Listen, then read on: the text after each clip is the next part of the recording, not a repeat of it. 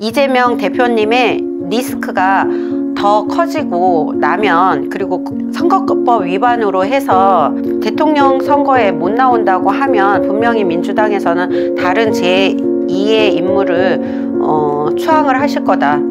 그래서 저는 그분이 대통령이 된다고 보여져요. 그러면 제가 보기에는 그 대통령은 나오는 당은 나오겠죠. 네.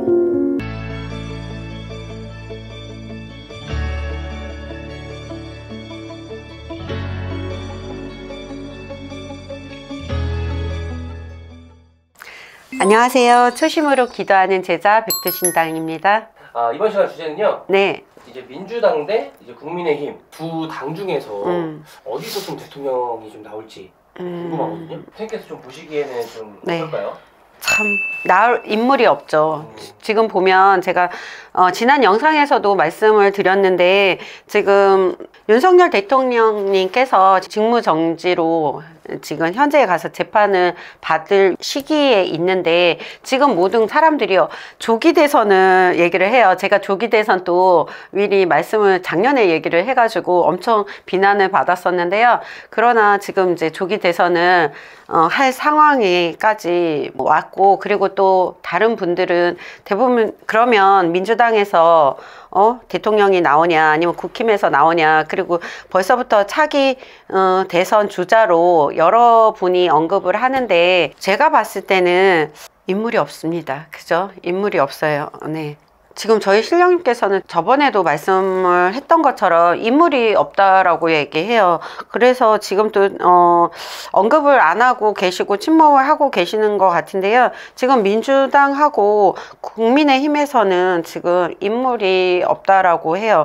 지금 봤을 때 거대 양당으로 민주당하고 국민의힘에서 봤을 때는, 저는 지금 보면 민주당에서는 압도적으로 이재명 대표를 내세우실 거고, 그리고 국민의힘에서는 한동훈하고 오세훈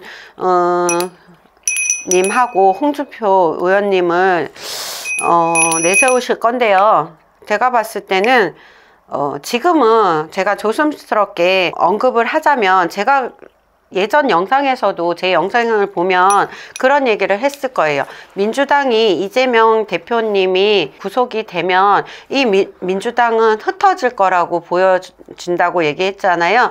그래서 이 민주당이 흩어진 이 민주당을 결집시키는 인물이 나온다라고 제가 그때도 말씀을 드렸어요. 그래서 이분으로 인해서 추대하는 걸로 보여지는데요. 민주당에서는 이재명 의원님의 이분을 대신할 만한, 대선을 이길 수 있는 그런 분은 결국은 모실 거예요. 그럴 수밖에 없죠. 그래야지만 이 야당에서 자기들이 여당으로 바뀔 거잖아요. 그렇기 때문에 이재명 의원님만 보지 않는다는 거예요. 그러니까 저는 결과적으로 이재명 대표님의 리스크가 더 커지고 나면, 그리고 선거법 위반으로 해서 대통령 선거에 못 나온다고 하면 분명히 민주당에서는 다른 제2의 인물을 추앙을 하실 거다.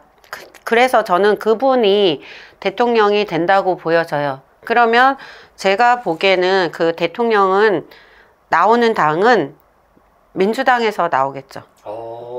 네. 네. 그 인물은 혹시? 인물은 제가 지금은 너무 조심스러운데요. 네. 인물은 다음번에 제가 올리겠습니다. 그래서 저는 그 대통령이 그분이 되면 저는 민주당의 당호가 바뀐다고 보여져요. 더 이상은 이 민주당으로 쓰지를 못한다고 보여져요. 이름에도 다 명이 있거든요. 그러니까 쓰임의 역할이 있어요. 제가 봤을 때는 이 더불어민주당의 수명은 이재명 대표님의 사법 리스크로 인해서 이분이 감옥을 가면 거기서까지 명을 다 한다는 거죠. 그래서 저는 이상하게 당명이 바뀌는 걸로 보여요. 지금 그 이후에 당명이 바뀐다. 그래서 이 당명이 바뀌는 시점은 제가 봤을 때 대통령 그 대선을 치르는 그때거나 아니면 대통령이 당선되고 나서 바뀌거나 요 그 과도기 요 시점이거든요.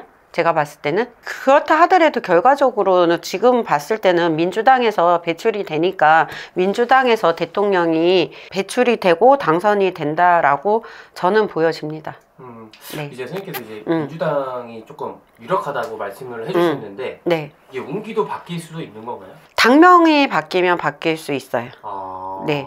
그리고 아직까지는 민주당의 그 이재명 대표님의 그 리스크, 그러니까 쉽게 말해서 미꾸라지 한 마리가 이 개울물을 흐려 놓는 거예요. 그러니까 미꾸라지 한 마리 딱 잡아내면 그 물은 점점점 이렇게 흙탕물은 가라앉으면서 맑은 물이 되겠죠. 그거를 모르지 않는다는 거죠. 그렇다고 해서 미꾸라지 한 마리가 있는데 그걸 잡아내지 않고 그 개울을 메우지는 않잖아요, 사람들이. 그런 개념으로 보시면 저는 될 것 같아요.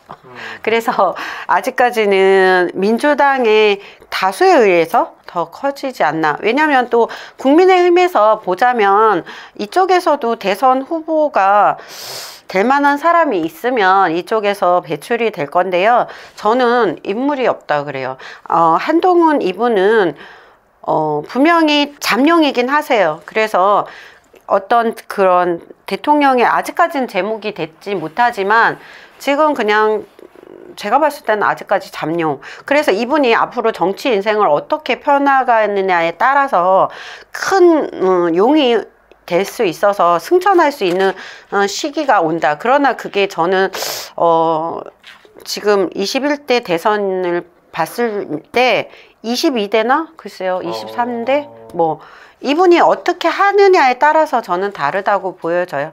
자기 삶이. 그러나 이분의 대선의 그러니까 대통령의 그릇은 아직까지는 아니다. 좀 더 만들어져야 되고, 그리고 사실 이분은 대통령까지는 저는 아니지 않을까라는 판단이 있습니다. 그리고 오세훈 시장님은요, 대통령 깜도 못 했는데 어떡하죠?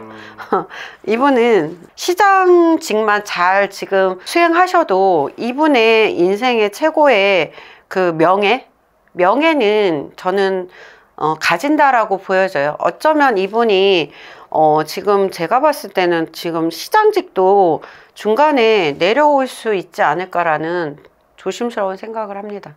이분은 위태위태해요. 제가 봤을 때는. 이분은 분명히 시장직을 버리고 대선에 출마를 할 거예요. 그리고 국민의힘에서는 어쩌면 그 지금 대안이 없기 때문에 홍준표 이분을 밀어주려고 할 거예요. 그러나 이분 또한 저는 대통령의 그런 그릇은 못 된다. 그런 잠룡일 수 있고 항상 걸어는 되지만 이분은 글쎄요, 받쳐주는 그런 세력이 없어요. 그리고 밀어주는 세력도 저는 지금 보이지 않고 있고요. 혼자 이 모든 게 대통령이 그렇거든요.